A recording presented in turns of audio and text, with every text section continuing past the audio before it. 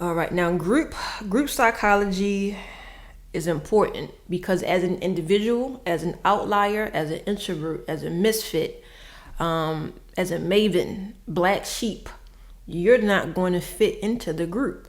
And if you're someone like me who has been, again, outcasted from every group that you should belong to,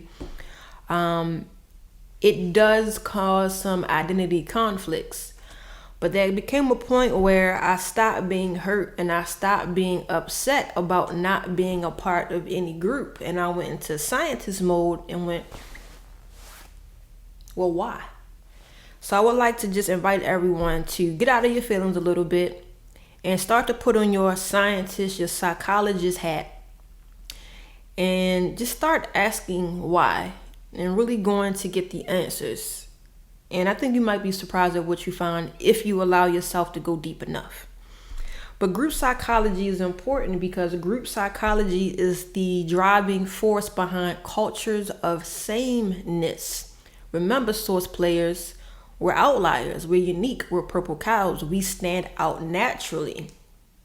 So it's going to be really important to understand group psychology so that you can navigate and maneuver different people without having an unpleasant experience, without getting upset, without constantly getting into conflicts with people.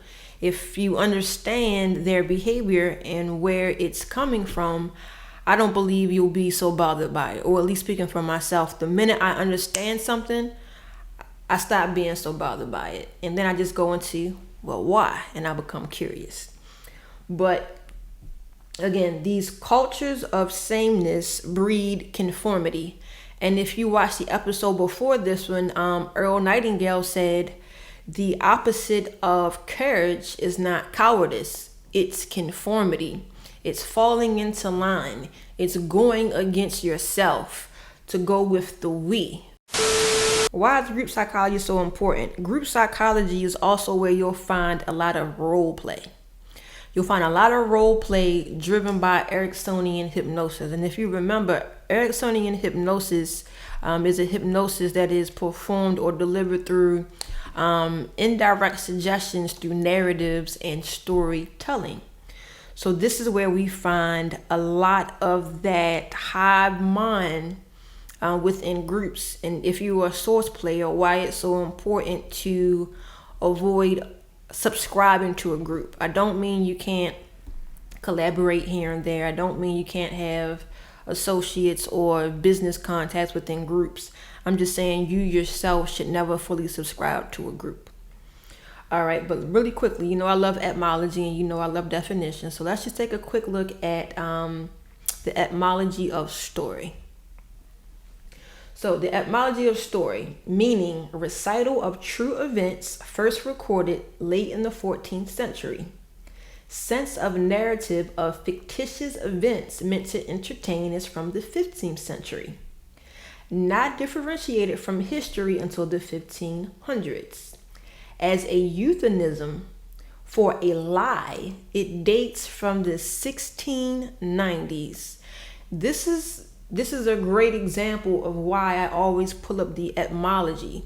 So you can see what the meaning of the word was when it was first created or first used and how that meaning has been perverted now. So let's one more time.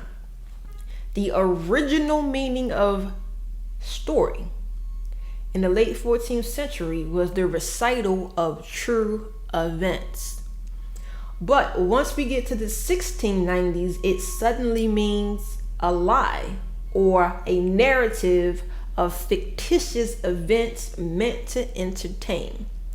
When we talk about his story, is his story a lie? Or is history used to manipulate and influence? Is history itself a control system? And that's really what I want to explore. Okay, so just a note I had to myself. History is a collection of curated stories and myths that serve as subconscious scripting for societies. Every game needs players, every stage needs characters, and to influence you to play or perform a certain role. Remember, Each stage, each game, each matrix has its own game master, architect, judge, narrator, or God. All right? And again, history, a collection of curated stories that may or may not be true, serves as a type of subconscious scripting. Subconscious means you don't even know when it's happening. And I was just thinking to myself, like the best way to describe what a subconscious versus conscious mind is. Let's say conscious is in the front of your mind. When you say put it in the front of your mind, meaning you have it on your mind, you're aware of it. You're aware of something that you're thinking and you can hold it mentally. Subconscious, though, will say you put that in the back of your mind, right? That means you forgot about it. You put it in the back of your mind.